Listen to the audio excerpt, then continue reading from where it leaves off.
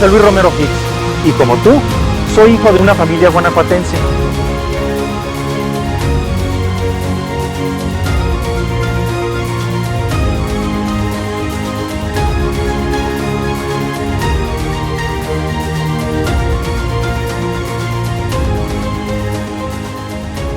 Hola, muy buenas tardes. Bienvenidos a este episodio número 14 del podcast Haciendo Ciudad, con un invitado especial el día de hoy, porque vamos a hablar de aspectos de emprendimiento social. Y lo quisimos hacer en uno de los proyectos de emprendimiento social que yo creo son un modelo, ejemplo, aquí en la ciudad de Guanajuato, el Banco de Alimentos, que aparte es un proyecto que yo tengo muy cercano a mi corazón porque mi padre es uno de los fundadores, junto con otro grupo de guanajuatenses muy destacados que continúan en el proyecto. Y creo que es un ejercicio importante de difundir, no solamente por la labor que hacen, sino por el espíritu y el carisma que hay detrás de un proyecto de esta naturaleza. Entonces me da mucho gusto compartir e invitar a esta conversación al maestro José Luis Romero Hicks. Encantados de estar contigo. Y Muchísimas la primera pregunta, por... inmediatamente, maestro, ¿quién es José Luis Romero Hicks? Yo voy a suponer que mucha gente en Guanajuato ya lo conoce, pero, No. pero hay nuevas generaciones de chavos que a lo mejor no tienen tanta cercanía con las historias de los guanajuatenses distinguidos. Pues mira, cuando nací, vivíamos en Paseo de la Presa, luego nos fuimos a Pastita, y luego, como diría mi mamá, nos fuimos hasta Marfil. A las afueras a de las afueras de Guanajuato. la ciudad. Entonces soy un guanajuatense, soy quinta generación guanajuatense. Soy egresado de la Universidad de Guanajuato como abogado. Tengo otra licenciatura en Ciencias Políticas, una maestría en Economía y soy un orgulloso guanajuatense y ahí la dejo. Ahora soy avecindado de Marfil, ya no ni de Pastita ni de la Presa.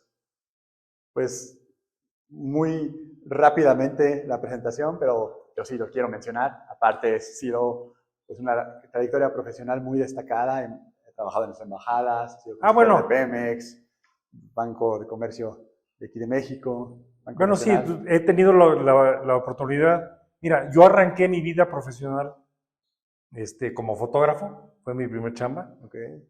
Fui fotógrafo del gobierno del estado de Guanajuato en la época de Manuel M. Moreno.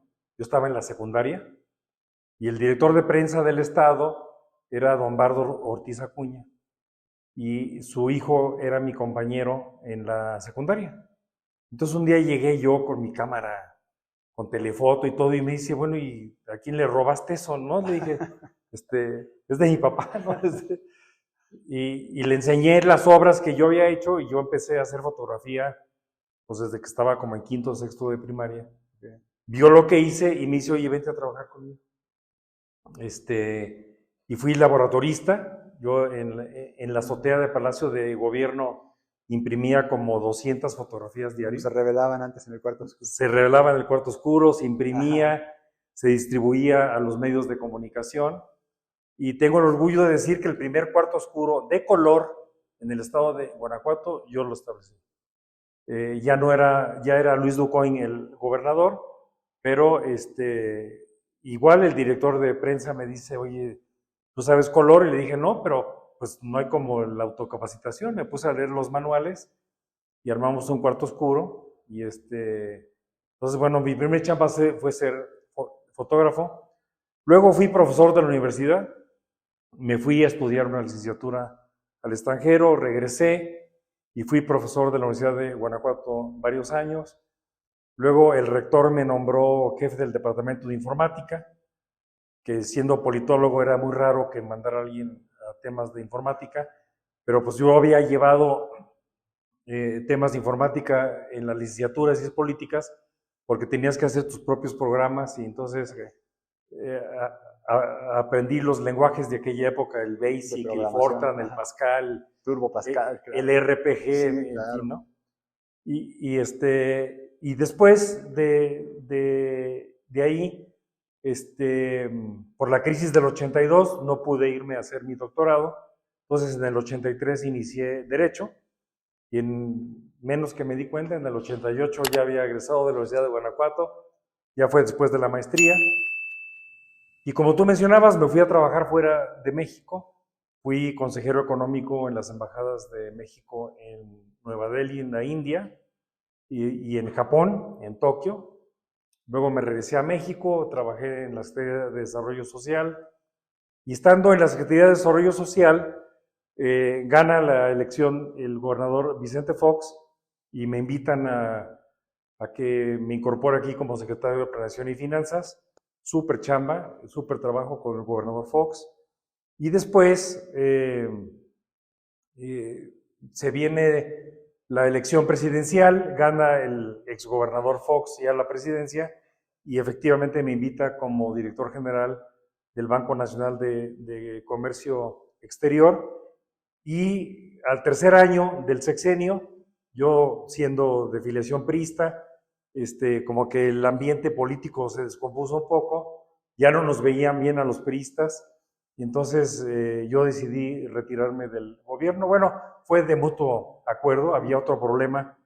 Se había presentado una iniciativa de fusionar a Nacional Financiera con Bancomext.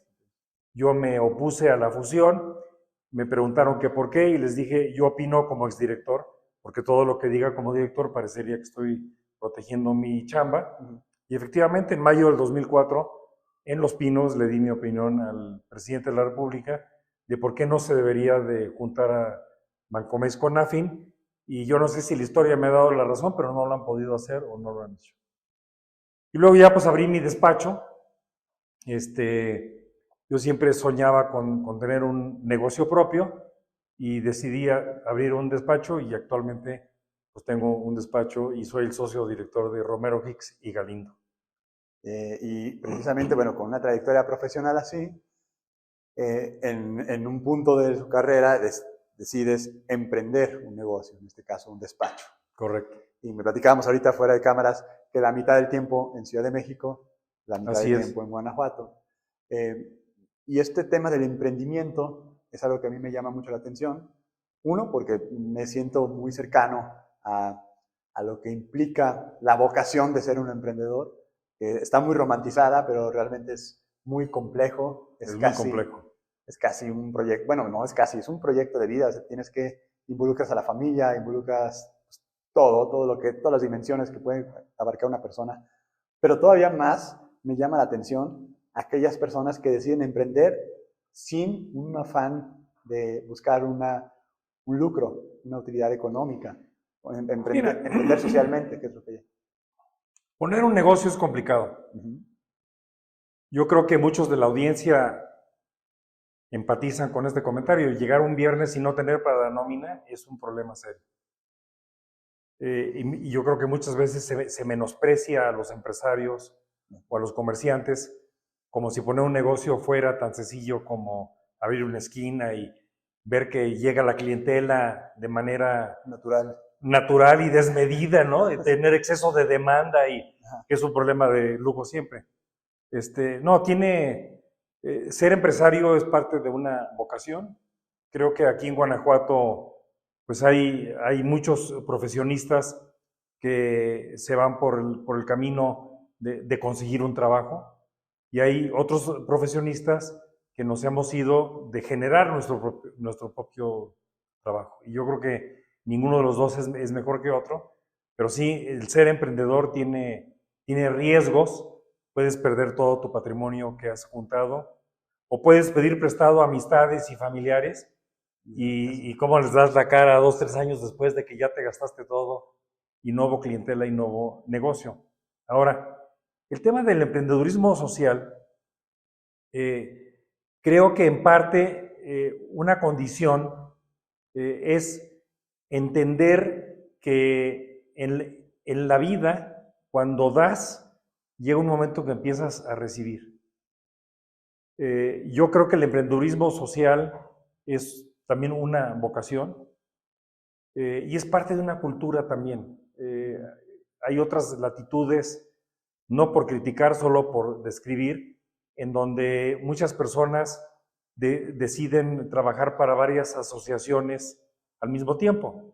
Estar en los Boy Scouts, estar en un club de servicio, estar en un banco de alimentos, en fin, Y es parte de una cultura porque uno llega a la conclusión, y yo como politólogo lo concluí muy rápido, uno no puede esperar que el gobierno resuelva los problemas. El primer responsable de resolver los problemas a un hijo es el padre y la madre de familia. Entonces, cuando nos enfrentamos a problemas en la sociedad, claro que hay que voltear al gobierno, pero no solo hay que pedirle al gobierno, hay que ofrecerle al gobierno en que te ayudo. Y en el caso del Banco de Alimentos, o en mi caso en particular, a mí me invitó hace 23 años, hace 24 años ya,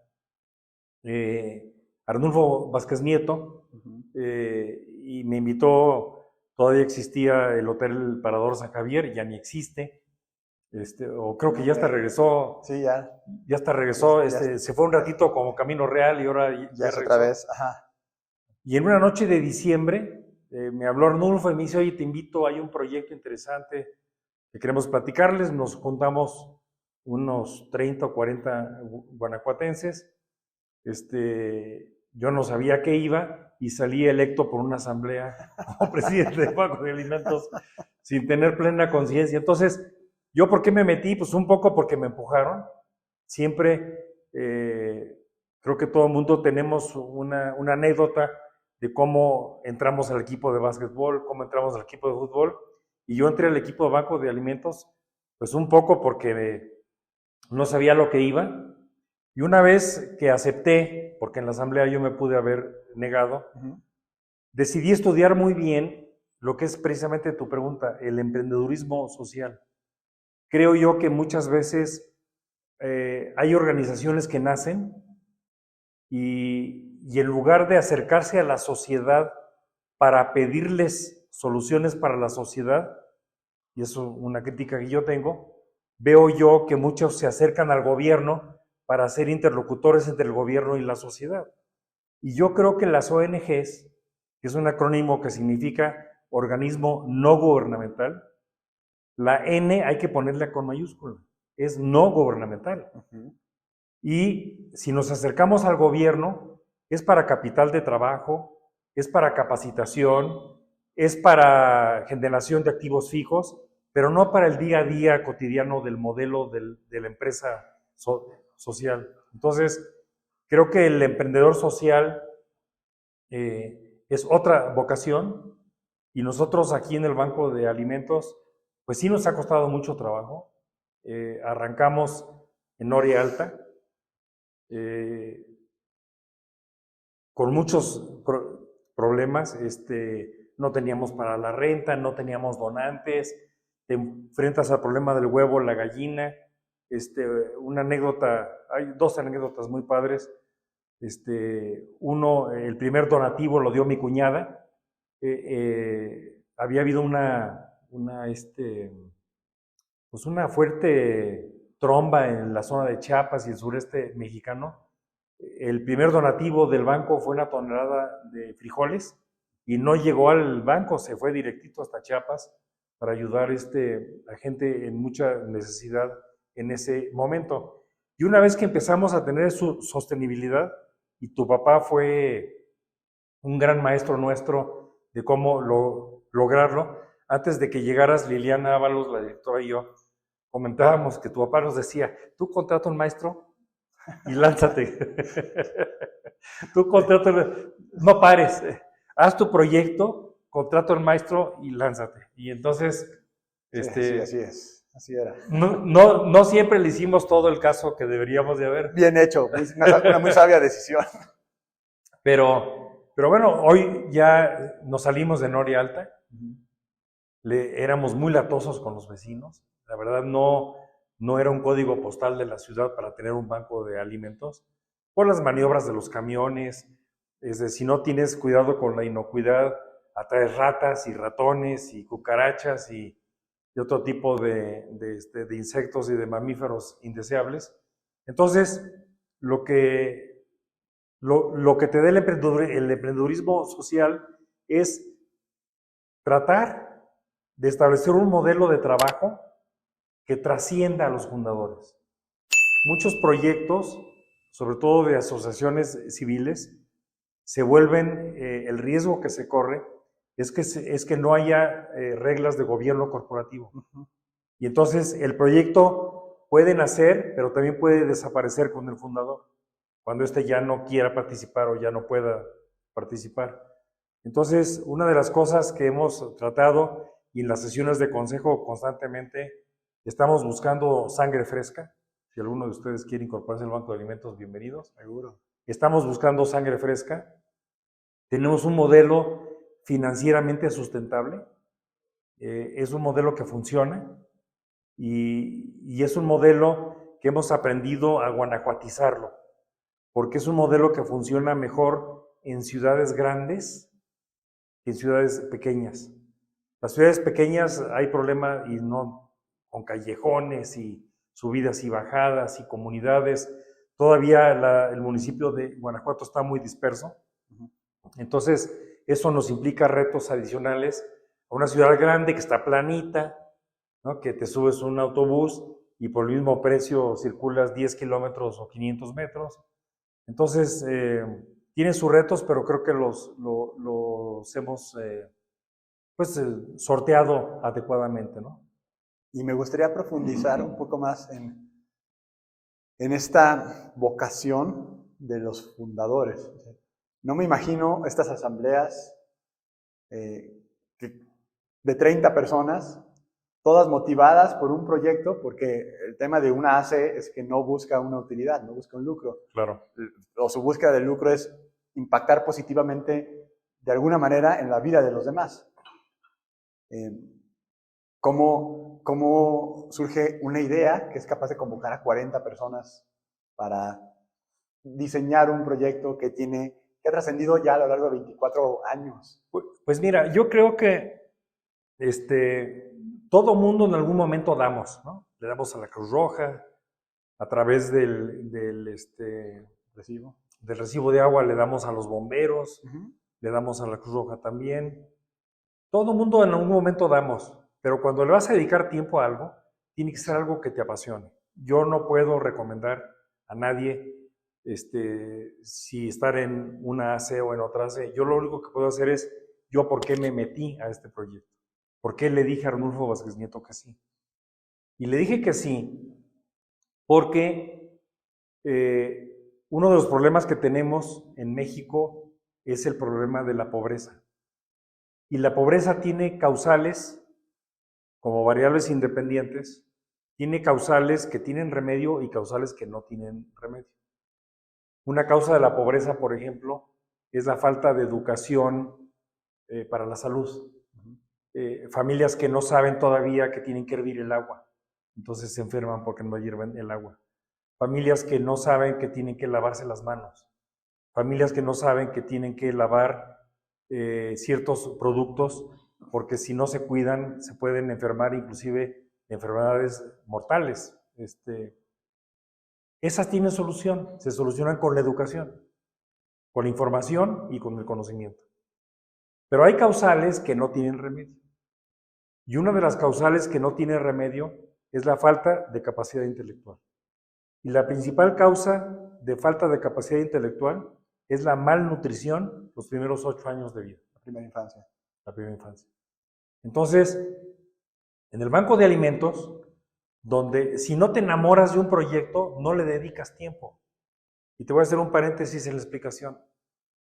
De acuerdo al Código Civil del Estado de Guanajuato, las asociaciones civiles tenemos la obligación de que el Consejo de Administración debe de reunirse cuando menos 2 veces al año.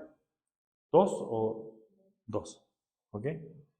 Entonces, el director de una asociación civil normalita, pues ve a sus consejeros 2 veces al año, les rinde su informe, les presenta estados financieros, y le da la vuelta a la página. Y ahí nos vemos dentro de 6 meses, ¿no?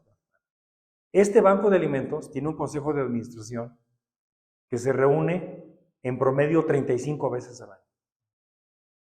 Entonces, no tanto que microadministremos al banco, pero nos gusta el proyecto. Nos gusta el proyecto y lo que nosotros hacemos es usar nuestras relaciones para resolverle problemas a la administración. Huelga decirlo que ningún miembro del Consejo de Administración recibe remuneración alguna de tipo pecuniario. Pero la razón por la que yo me metí es tratar de mitigar una de las causales que no tiene solución si se presenta de la pobreza, que es la falta de capacidad intelectual. Entonces, el sueño de nosotros es dotar a todos los niños de Guanajuato una dieta balanceada, no es un tema de hambre, es un tema de nutrición, para que puedan llegar a los 8 o 9 años de edad en plenitud de facultades intelectuales, y luego ya dependerá de la familia, del sistema educativo, del sistema económico, de los apoyos sociales, de la salud, para triunfar en la vida, pero que la madera llegue AAA a los 8 o 9 años de edad. Ya dependerá de las estructuras y de las instituciones a partir de ahí. Pero me parece interesantísimo esta parte de tener un propósito. Claro. O sea, un emprendedor social tiene un propósito. Y lo poníamos, lo escribí en la columna. Ahora se ha puesto muy de moda ese tema del activismo social. Y más a través de las redes sociales, los medios de comunicación, que cualquiera tiene acceso a un teléfono inteligente, prácticamente con datos, y transmites en vivo. Y entonces es mucho más fácil diagnosticar un problema o evidenciar un problema y amplificarlo. Pero poca gente se compromete no solamente con el problema, sino con generar la solución. Y entonces creo que en la medida en que la sociedad se vuelva más corresponsable de sus propias soluciones, de encontrar un propósito en lo público también, no solamente en la vida privada, en ese momento el cambio a nivel cultura social sería un crecimiento exponencial, no así como vamos muy lineal y que no responde a lo mejor a las complejidades de la vida moderna, donde todos estamos evidenciando que hace falta muchas cosas. Mira, yo lo pongo de la siguiente manera. Cuando tenemos un problema, yo digo, para buscar la solución, primero ve al espejo. Empieza por ti mismo. Si tú tienes ese problema y tú no eres parte de la solución, algo está mal. Si cuando tienes un problema volteas a un tercero automáticamente, creo que no estás usando un método correcto. Ahora, si me permites, vamos a pivotear un poco la conversación al tema que platicábamos también. Que le dio origen al blog. Guanajuato, que decíamos, ¿no? A los guanajuatenses de lo que más nos gusta hablar es de Guanajuato. Sí. Entonces, que todavía disfrutas mucho, venía a la mitad del tiempo en México, la mitad del tiempo en Guanajuato. Sí. Yo he visto una evolución, y aquí me vas a poder seguramente aportar muchísimo, de la vocación de la ciudad. La ciudad nace como un pueblo minero. Después, la fundación, que acaba de ser de la Universidad de Guanajuato, que acaba de cumplir 290 años, le da un carisma diferente y se convierte también en una ciudad universitaria, con Correcto. todo lo que ello conlleva. A partir, bueno, ahorita que estamos celebrando el Cervantino, a partir de los proyectos culturales importantes que nacen originariamente desde la Universidad de Guanajuato, el Teatro Universitario, la Orquesta Sinfónica, surge una nueva vocación de Guanajuato como un destino cultural. Y tiene relativamente pocos años en que se volvió, aparte de un destino cultural, un destino turístico. Desde el que alcanza el nombramiento de Ciudad Patrimonio, se ve un área de oportunidad ahí. Un poquito antes con las momias. Ya fue el primer imán turístico, ¿no? Y tenemos entonces ahora una vocación netamente enfocada en temas de crecimiento económico a través de la atracción de turismo. Pero es un modelo sostenible. ¿Cuál debería de ser el modelo de desarrollo futuro de la ciudad? Me llama la atención, fíjate, me llama la atención que en tu pasaje vocacional no mencionaste que Guanajuato es capital del estado. Eso es interesante. Ajá. Y es muy interesante porque hay varios gobernadores que se les ha olvidado que la capital es Guanajuato. Es más, yo veo programas de televisión y me hacen guasa mis amigos fuera de Guanajuato, que tú ves en los noticieros, ves el mapa de Guanajuato y aparece León, pero no aparece en la ciudad de Guanajuato. Entonces, yo creo que una de las primeras cosas que Guanajuato tiene que hacer es recuperar parte de su vocación de ser capital del estado. Okay. Esa es una cosa muy importante, porque independientemente del internet y de la pandemia que nos hizo mucho más digitalizados, siempre es importante recordar que todos los ciudadanos de un estado tienen su capital. Así como la Ciudad de México es nuestra capital, la Ciudad de México es capital de los guanajuatenses, la Ciudad de Guanajuato es capital de los dolorenses, y aquí tenemos a la directora del banco, que es de Dolores Hidalgo, De la hermana República de Dolores. y que reconoce que Guanajuato es la capital de todos los ciudadanos del estado de Guanajuato. Sí, yo creo que Guanajuato, es muy fácil saber lo que Guanajuato no puede ser, para ir eliminando. Okay. Eliminación. Es muy difícil pensar que una industria acerera se va a establecer en Guanajuato como lo hizo en Monterrey.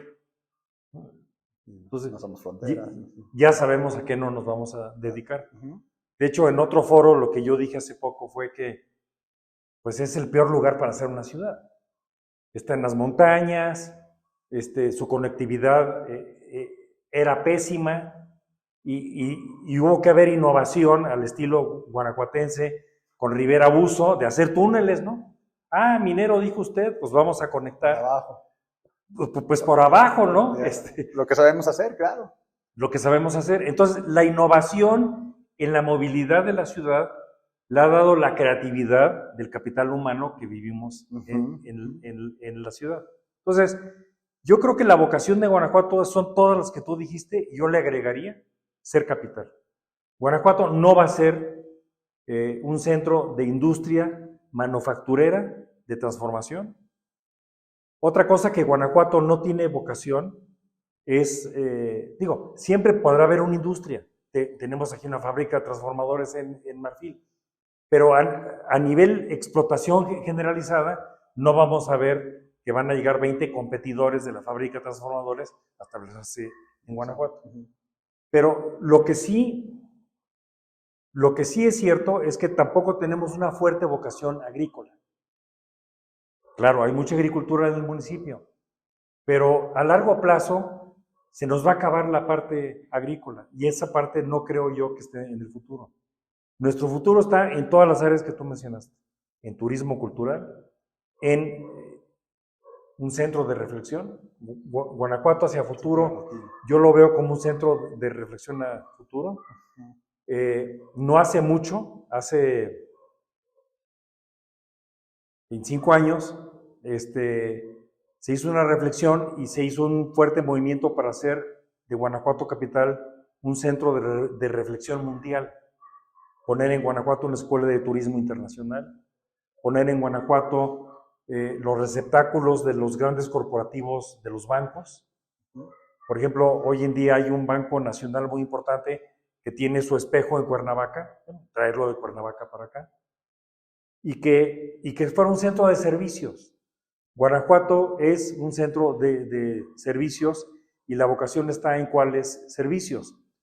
Cuando yo tuve oportunidad de ser director de planeación de la Universidad de Guanajuato, con motivo del sismo en la Ciudad de México, inmediatamente cachamos y nos trajimos al CIMAT, el Centro de Investigaciones en Matemáticas. ¿Por qué? Porque la vocación de Guanajuato es de reflexión, es de servicio y es de educación.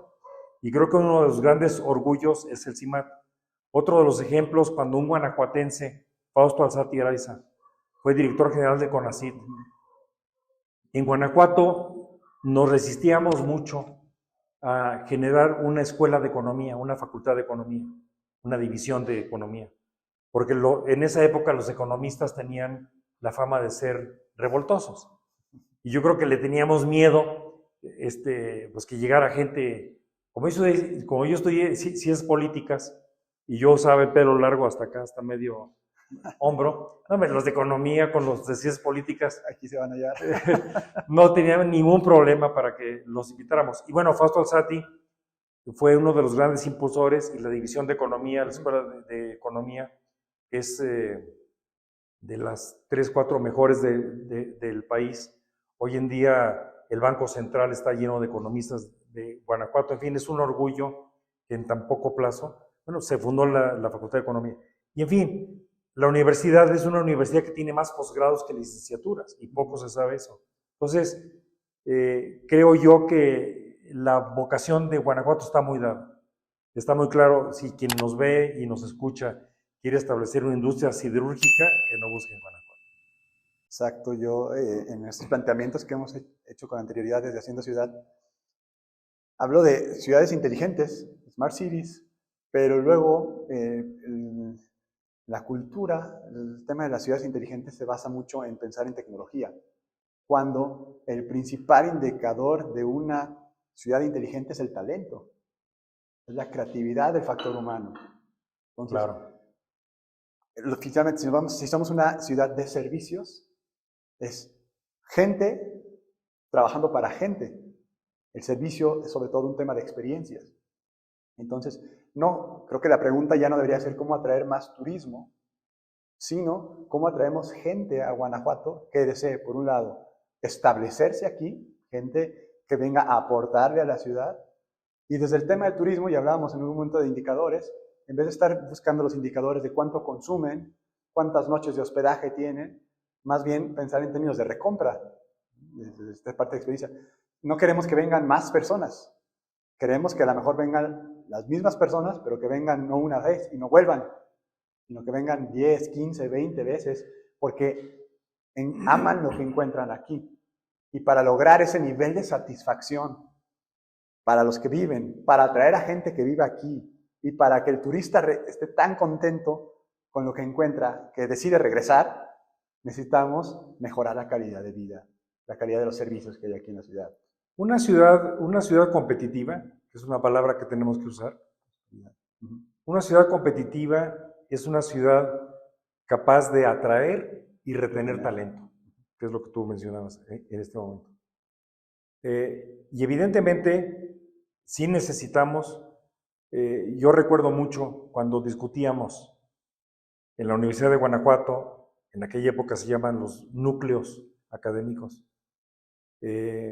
con el entonces rector Néstor Raúl Luna Hernández, de los grandes rectores de esta universidad. Platicábamos, oye, pero ¿cuántos matemáticos necesitamos para Guanajuato? Y yo les cambiaba la pregunta. ¿Cuántos matemáticos necesitamos para el mundo? Porque siempre pensamos que los egresados universitarios son solo para nuestro entorno. No, el egresado universitario es para el mundo, y más en esta época de alta movilidad. Entonces, hoy en día tú ves a los economistas que egresan de Guanajuato y que están trabajando en Europa y en América del Norte y en la Ciudad de México, y que no necesariamente se quedan en Guanajuato. Entonces, si la vocación de Guanajuato son los servicios, y la vocación de Guanajuato es un centro de reflexión mundial, el mercado de Guanajuato es el mundo, ya no es solo el entorno inmediato o mediato. Y para eso tenemos también una universidad que tiene campus en 9 o 10 ciudades del estado, que atienden en ciertos momentos y en ciertos niveles, sobre todo con las licenciaturas de nivel 5, la demanda local. Pero una universidad de mundo tiene que pensar que la demanda está en el mundo. Dicho eso, yo creo que a veces nos enfrentamos a falsos dilemas. Y creo que el que tú estás planteando puede convertirse, si se exagera, en un falso dilema. Guanajuato puede ser un gran centro de turismo internacional, de turismo nacional y de turismo local, y a la vez ser un centro de reflexión mundial.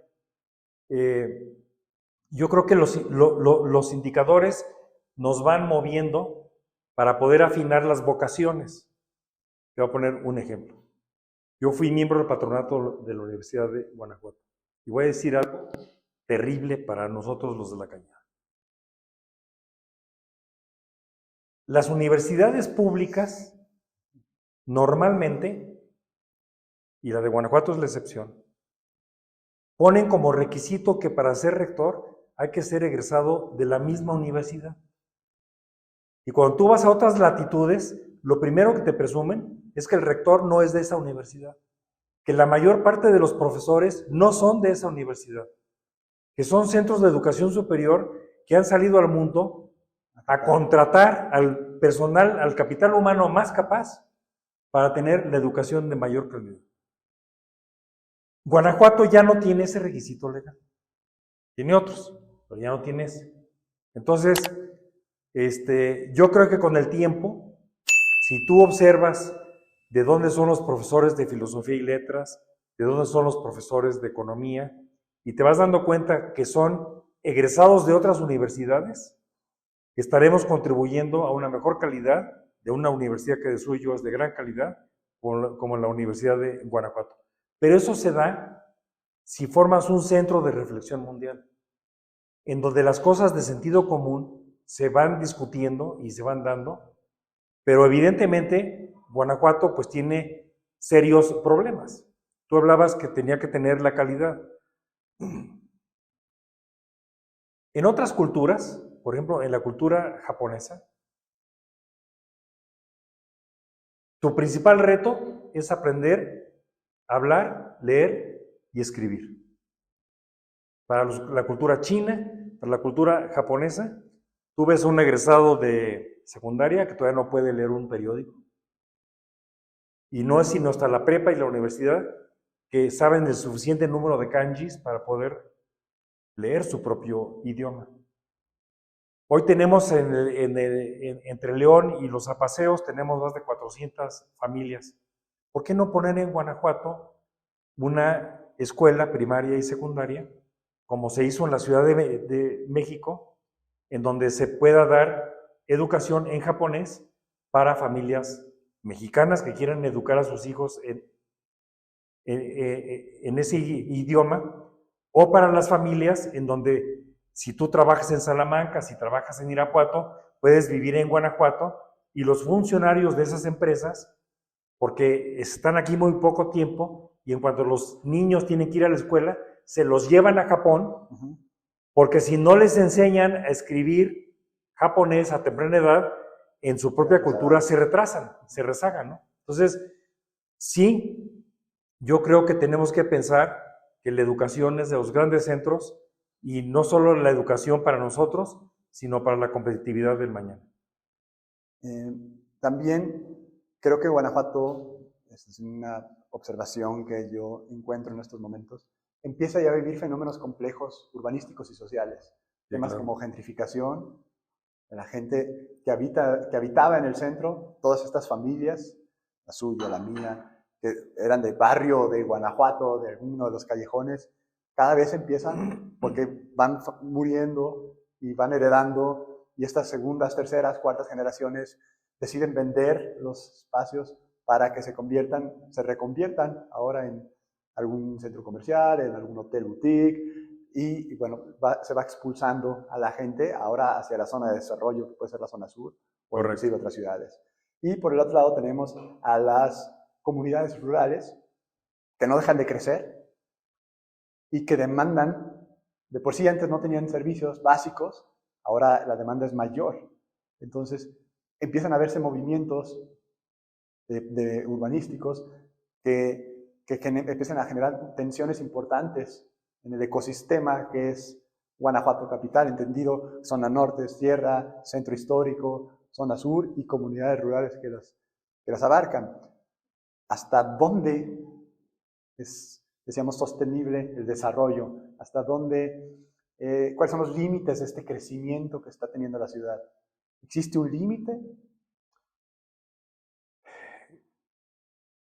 En el horizonte previsible tenemos que entender que el futuro de todas las ciudades es la verticalización. Pero evidentemente no vamos a poner un edificio de 20 pisos enfrente del Teatro Juárez. Entonces, la planeación urbana hacia el futuro, y lo vemos en todas las grandes ciudades del mundo, los dos grandes retos son la movilidad y la verticalización. Guanajuato, creo yo, tendrá que seguir creciendo hacia el sur, pero hacia el oriente hay un muro natural que se decidió a principios de este siglo, que es el nuevo acceso a Guanajuato, en donde tanto el presidente de la República como el gobernador, como el presidente municipal, que era Vázquez Nieto, por cierto, apoyaron con el apoyo de Fausto Alzati, que trabajaba en Los Pinos, el nuevo acceso para que se fuera el tope el tope del crecimiento. De lo contrario, pues vamos a tener problemas muy serios y empezaría una involución de la ciudad. Creo yo que antes de atacar el crecimiento, lo que deberíamos de atacar es temas como el agua, temas como los panteones, temas como el alumbrado público, temas como los estacionamientos que tú describías hace rato, que son los servicios básicos municipales. A mí me da curiosidad ver cómo tienes el organigrama de un municipio y de repente tienes cargos muy rimbombantes y todos los servicios municipales, que son los que nos dan calidad de vida, están todos juntos, como si fueran de segunda importancia, cuando en realidad creo yo que si tuviéramos un sistema de mercados eficiente, si tuviéramos un sistema de panteones eficiente, si tuviéramos un sistema de limpieza eficiente, y no estoy diciendo que no lo hay, estoy diciendo que lo que te da calidad de vida, aparte de la educación y los servicios de salud que no maneja el municipio, ni tiene por qué manejarlos a como está la Constitución el día de hoy, yo creo que tenemos que regresarnos a muchas cosas básicas y darle la importancia que se merecen en urbanización y en servicios públicos municipales básicos. Yo todavía no me atrevo a tomarme el agua directamente del grifo. No, nadie. Entonces, desde que yo era niño, eran de las discusiones que se tenían. Que el agua potable, que no salga café, ahora ya no sale café por lo menos, pero ¿qué tan potable es el agua potable? ¿Y qué tan importante es la salud para la productividad de la mano de obra y de la salud en general? Entonces, yo creo que tenemos grandes retos, un poco como dicen los jugadores de tenis, me dicen, yo fui jugador de una época, cuando vas perdiendo un partido, back to basics, ¿no? De regreso a lo básico. Ajá, como que nos hace falta regresar al origen y de buscar excelencia en cada uno de los pequeños rubros. No hemos tocado el tema de los estacionamientos que tú decías hace rato. Entonces, yo me pregunto, ¿cuál es el empresario que se va a lanzar a invertir de su capital, hablando de emprendedurismo, a poner un estacionamiento privado si todo el mundo se estaciona donde quiere? Si la autoridad no pone orden, el orden básico, y el problema de la ciudad en general, en vialidad, por ejemplo, hace rato tú platicabas del problema de la vialidad en el sureste de la ciudad. Parte del problema de la vialidad es que las áreas de rodamiento las utilizamos como estacionamiento y no fueron diseñadas para estacionamiento. Entonces, a veces el problema no solo es planear, a veces el problema es respetar lo que planeamos. Entonces, los guanajuatenses sí tenemos un chorro de problemas todavía, pero pues qué aburrido sería si no tuviéramos tantos problemas. Digo, condiciones de habitabilidad. Sí, claro. Y que vale la pena invertir para vivir mejor. Sí, claro. Para vivir mejor, no para crecer, desarrollarnos. Esa es una segunda etapa, creo, pero bueno, back to the basics. Primero, las condiciones de los que ya estamos aquí, ¿no? Que podamos disfrutar más la ciudad en la que habitamos.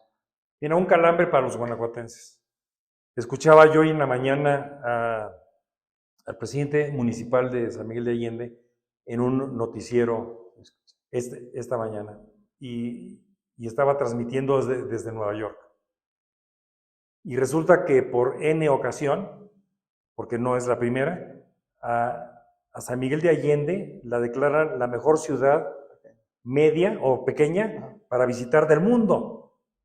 Yo digo, pues, de repente hay que voltear a ver ¿Qué están haciendo por allá? ¿Qué están haciendo por allá para ver qué es tropicalizable de lo que hacen por allá y traerlo para acá, ¿no? Por supuesto. Y ya para cerrar, última pregunta. ¿Qué entiende José Luis Romero por hacer ciudad por sobre la ciudad? Bueno, es un movimiento que nació hace casi 100 años con Le Corbusier. Yo lo que entiendo, hacer ciudad sobre la ciudad es como retomar los techos de las ciudades. O sea, los techos de las ciudades tienen una función la tuvieron mucho tiempo como tendederos, ¿no? La tuvieron mucho tiempo como lugares donde se lavaba la ropa, donde se convivía. Hablabas tú hace rato de los barrios, que estaban en las azoteas, esos puntos de reunión, de convivencia de barrio. Yo entiendo hacer ciudad sobre la ciudad, deshacernos de los tinacos. O sea, un tinaco es una confesión pública de que el sistema de agua potable no funciona. Tú vete a Cartagena, ya no hablemos de Europa, pero tú vete aquí a Colombia, vete a Cartagena, súbete al mirador, y lo primero que llama la atención es hacer ciudad sobre la ciudad. Tú ves una foto aérea de Barcelona y es hacer ciudad sobre la ciudad. Es darle vida a las azoteas, a los espacios, para darles un uso. Discutible. Yo he visto ahora en la ciudad que en los techos se están haciendo algunos bares, lo cual yo aplaudo, a mí no me molesta. Pero yo creo que deberíamos de pensar qué necesitamos para deshacernos de los tinacos en la ciudad. Y la primera parte de la respuesta es, lo que necesitamos es no tirar el agua, porque el 50% del agua que se trata no se factura, porque se fuga en las redes. Entonces, como que tiene que haber una gran inversión. Hay una ciudad en India, en Gujarat, que es en la capital, que es Ahmedabad, de donde es Mahatma Gandhi, es famosa porque hay mansión.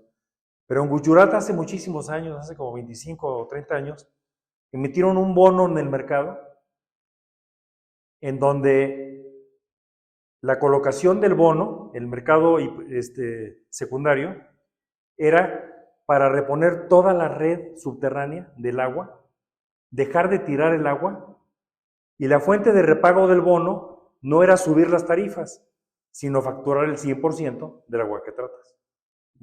Y de ahí se encontraba, había que hacer los cálculos financieros para Guanajuato, pero de ahí se encontraba la fuente de repago para que se pagara, para reponer todo eso. Porque uno de los problemas de la realidad política es que no da mucho kilometraje político hacer hoyos y cambiar tubos viejos, ¿no? O poner macromediciones para detectarlos. Entonces, tu pregunta es, ¿hacer ciudad sobre la ciudad? Yo digo, primero quitemos todos los tinacos y lo que ello implica. Y luego empecemos con la cultura urbana de hacer jardines en las azoteas, de dar estímulos fiscales para hacer jardines en las azoteas verdes. Exactamente. Y que la gente sepa que en la azotea tiene un lugar que le puede dar un uso, pero pues ahorita el principal habitante de la azotea es el tinaco, entonces pues está difícil tumbarle, ¿no? Porque la razón del tinaco es para que no se tire el agua. Entonces, en la noche que nos cortan el agua, es para que no se tire el agua. Pero se llena el tinaco durante la tarde, y cuando amaneces en la mañana, pues por lo menos el tinaco está lleno. Pero si funcionara bien el sistema de agua potable, no necesitaríamos tinacos. Para mí, hacer ciudad sobre la ciudad es quitar los tinacos. Excelente. Pues muchísimas gracias. La verdad, yo aquí me podría quedar horas y horas. Es súper interesante la conversación. Espero que después me regales un cafecito y le seguimos. Encantado. Pero muchas gracias por este espacio. Espero que mucha gente nos pueda comentar. Y hacemos uno especial del Banco de Alimentos. Excelente también. Gracias por recibirme en las instalaciones del Banco de Alimentos. Explicarles cómo funciona este modelo. La logística, es impresionante el diseño que tienen ya montado. Lo decía, muy profesional. Gracias. Y muy eficiente, lo que permite también ahorros. Y bueno, en ese sentido, pues poder alcanzar a más personas. Te doy un dato. Salvo la nueva cámara fría, el 90% de la electricidad que utilizamos la producimos en el banco. Y actualmente el banco está impactando a ¿cuántas familias? 1,800 familias, que son 10,000 personas diario que comen por lo que hace el Banco de Alimentos. Se dice fácil, ¿eh? 10,000 personas diarias todos los días del año. Muchísimas felicidades, impresionante. Y gracias a todos, esperemos vernos en el siguiente episodio de Haciendo Ciudad.